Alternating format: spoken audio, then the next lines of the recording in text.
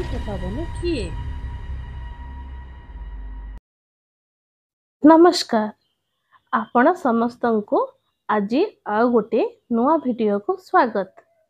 ପୁରୀର ନାଁ ଶୁଣିଲେ ଆପେ ଆପେ ହାତ ଦୁଇଟି ଯୋଡ଼ି ହୋଇଯାଏ ମହାପ୍ରଭୁ ଶ୍ରୀ ଜଗନ୍ନାଥଙ୍କ ଉଦ୍ଦେଶ୍ୟରେ। ଆଖି ଆଗରେ ଭାସି ଆସେ ଜଗାର ସେ ଗୋଲ ମୁହଁ ଆଉ କଥା କୁହା ଆଖି, ଯାହାକୁ ଦେଖିବାକୁ ଦୁଃଖୀଠାରୁ ରଙ୍କି ଯାଏଁ, ଧନୀଠାରୁ ଗରିବ ଯାଏଁ, ଛୁଆଠାରୁ ବୁଢ଼ା ଯାଏଁ ସମସ୍ତେ ପାଗଳ। ଯାହାଙ୍କର ରହସ୍ୟ ବର୍ଷ ବର୍ଷ ଧରି ମୁନି ଋଷି ଖୋଜିବାରେ ବ୍ୟସ୍ତ, ଯାହାଙ୍କ ପାଇଁ ଦିନେ ରାଧା ଥିଲେ ପାଗଳ। ଆଜି ଏହି ଭିଡ଼ିଓରେ ଆପଣମାନେ ଦେଖିବାକୁ ପାଇବେ ତାଙ୍କରି ଚଳନ୍ତି ପ୍ରତିମା ଶ୍ରୀ ପତିତପାବନଙ୍କର ସକାଳର ଆରତି।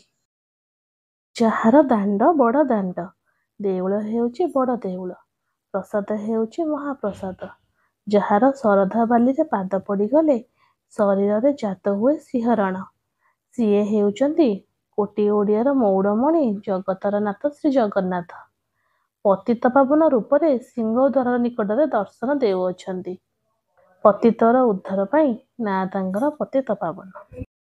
ହିନ୍ଦୁ ଧର୍ମ ବ୍ୟତୀତ ଅନ୍ୟ ଧର୍ମର ଲୋକ, ବୃଦ୍ଧ, ଅସହାୟ, ବିକଳାଙ୍ଗ ଯେଉଁମାନେ ଜଗନ୍ନାଥଙ୍କୁ କୌଣସି କାରଣବଶତଃ ଦର୍ଶନ କରିବାକୁ ଅସମର୍ଥ ହୋଇଥାନ୍ତି, ସେମାନଙ୍କୁ ଦର୍ଶନ ଦିଅନ୍ତି ଶ୍ରୀ ପତିତପାବନ ମହାପ୍ରଭୁ।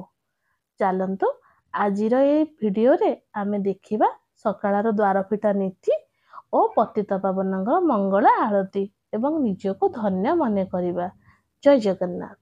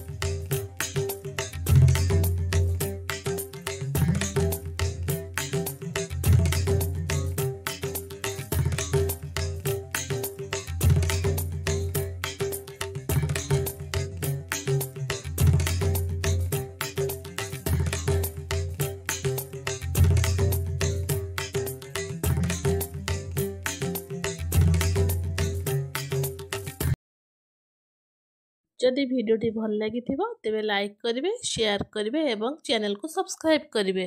ଜୟ ଜଗନ୍ନାଥ।